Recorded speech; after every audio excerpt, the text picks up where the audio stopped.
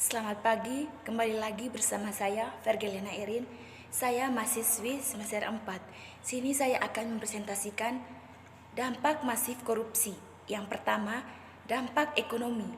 Dampak ekonomi korupsi memiliki berbagai efek penghancuran yang hebat terhadap berbagai sisi kehidupan bangsa dan negara, khususnya dalam sisi ekonomi sebagai pendorong utama kesejahteraan masyarakat.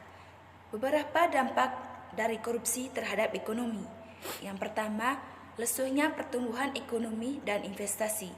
Korupsi bertanggung jawab terhadap lesuhnya pertumbuhan ekonomi dan investasi dalam negeri. Yang kedua, penurunan produktivitas dengan semakin lesuhnya pertumbuhan ekonomi dan investasi. Maka tidak dapat disangka lagi bahwa produktivitas akan semakin menurun. Yang ketiga, rendahnya kualitas barang dan jasa bagi publik. Yang keempat, menurunnya pendapatan negara dari sektor pajak. Menurunnya pendapatan negara dari sektor pajak, sebagian besar negara di dunia ini mempunyai sistem pajak yang menjadi perangkat penting untuk membiayai pengeluaran pemerintah dalam menyediakan barang dan jasa publik. Sehingga boleh dikatakan bahwa pajak adalah sesuatu yang penting bagi negara. Yang kelima, meningkatnya hutang negara. Korupsi yang terjadi di Indonesia meningkatkan hutang luar negeri yang semakin besar. Yang kedua, dampak sosial dan kemiskinan masyarakat. Bagi masyarakat miskin, korupsi mengakibatkan dampak yang luar biasa dan saling bertaut satu sama lain. Yang pertama, mahalnya harga jasa dan pelayanan publik. Praktek korupsi yang terjadi menciptakan ekonomi biaya tinggi.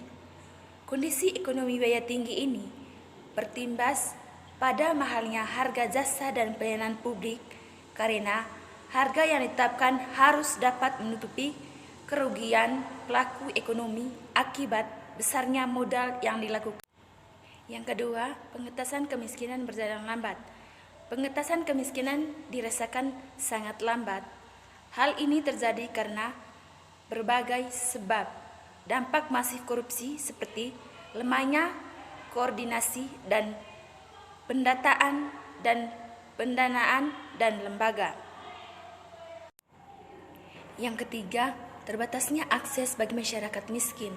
Korupsi yang telah menggurita dan terjadi di setiap aspek kehidupan mengakibatkan high cost ekonomi, di mana semua harga-harga melambung tinggi dan semakin tidak terjangkau oleh rakyat miskin. Yang keempat, meningkatnya angka kriminalitas. Dampak korupsi tidak diragukan lagi dapat menyuburkan berbagai jenis kesejahteraan dalam masyarakat. Yang kelima, solidaritas sosial semakin langka dan demokrasi.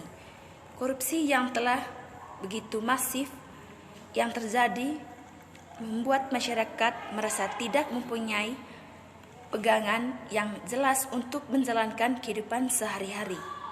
Dampak yang ketiga, runtuhnya otoritas pemerintah. Yang pertama, matinya etika sosial, politik.